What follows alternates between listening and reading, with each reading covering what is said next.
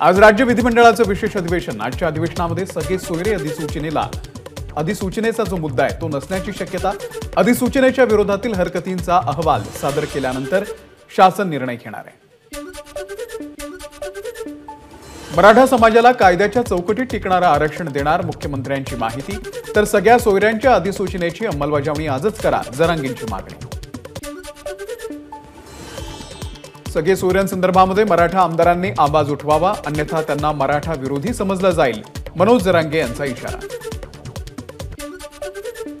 सुरुवातीच्या सत्रामध्ये सगळ्या सोयऱ्यांवरती बोलावं, मनोज जरांगे यांचा सरकारकडे मागणी। तर सरकारला आता वेळ देणार नाही, प्रत्येक वेळेला मराठ्यांची चेष्टा करू नका, जरांगेंचा इशारा। मराठा समाज मागास असल्याचं सॅम्पल सर्व्हेमध्ये सिद्ध होत आहे। अधिवेशनामध्ये मराठा समाजाच्या आरक्षणाचा ठराव आम्ही आणतोय, सर्व राजकीय पक्ष पाठिंबा देतील आणि ठराव एकमतानं मंजूर होईल अशी अपेक्षा राधाकृष्ण विखे पाटील यांचं वक्तव्य। आज होणाऱ्या विधानसभेच्या विशेष अधिवेशनामध्ये धनगर समाजाच्या आरक्षणाचाही प्रश्न मार्गी लावा, अन्यथा धनगर समाज आमदारांना मतदान करणार नाही, यशवंत सेनेचे अध्यक्ष बाळासाहेब दुलतडे यांचा इशारा। आगामी लोकसभा निवडणुकीसंदर्भामध्ये आज मनसेकडून बैठकीचं आयोजन। वांद्रेमधल्या MIG येथे बैठकीचं आयोजन केलेलं असून मुंबई आणि ठाणे लोकसभा संदर्भामध्ये अहवाल सादर केला जाणार।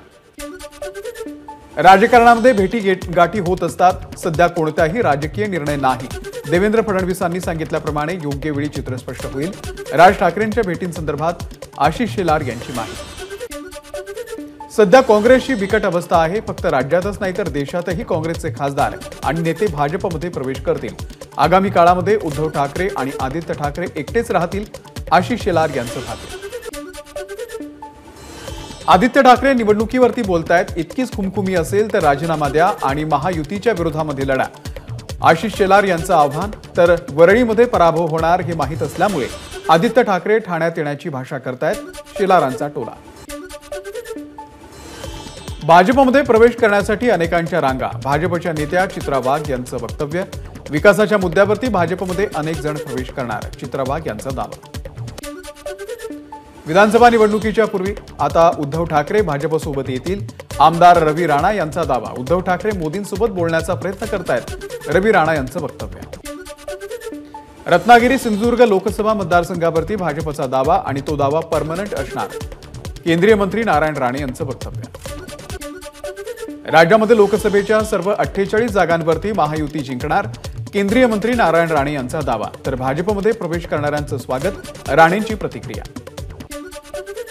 भाजप आणि मनसे युतीसंदर्भात सर्व निर्णय राज ठाकरे घेतील, मनसेचे नेते अविनाश जाधव यांची प्रतिक्रिया।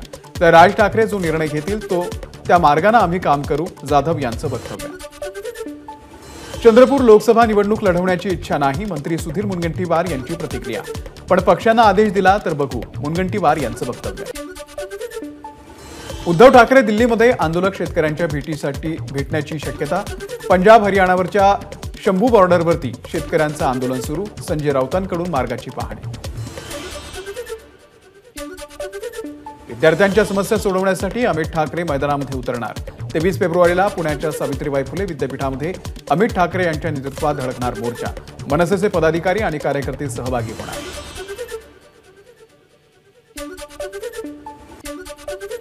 मनसेचे अध्यक्ष राज ठाकरे कल्याण डोंबिवली महानगरपालिका क्षेत्रामध्ये दौरा करणार। आगामी निवडणुकांच्या पार्श्वभूमीवरती 23 आणि 24 फेब्रुवारीला दौरा। लंडनमधील आर्टिफिशियल इंटेलिजन्स सेंटरला छत्रपती शिवाजी महाराजांचं नाव दिलं जाणार, मुख्यमंत्री एकनाथ शिंदे यांचं आग्रा किल्ल्यावरील सोहळ्यामध्ये वक्तव्य। शिवाजी महाराज देशामध्ये जिथे जिथे गेले तिथे जोडणारी एक स्वराज्य रेल्वे सुरू करण्याचा मानस, उपमुख्यमंत्री देवेंद्र फडणवीस यांचं वक्तव्य। उद्यापासून सुरू होणाऱ्या 12वीच्या परीक्षांसाठी शालेय शिक्षण मंत्री दीपक केसरकर यांच्या विद्यार्थ्यांना शुभेच्छा। लेखनासाठी 10 मिनिटं वेळ काढून दिली जाणार असल्यानं विद्यार्थ्यांनी तणावमुक्त वातावरणामध्ये परीक्षा द्याव्यात, केसरकरांचं आवाहन। ठाणे जिल्ह्यामध्ये रस्त्यांसाठी 1,156 कोटींचा निधी मंजूर, सार्वजनिक बांधकाम मंत्री रवींद्र चव्हाण यांची माहिती। पुण्यामध्ये PMPMLच्या बस खरेदी विरोधामध्ये मनसे आक्रमक, PMPML 12 मीटर लांबीच्या 400 CNG बस खरेदी करणार।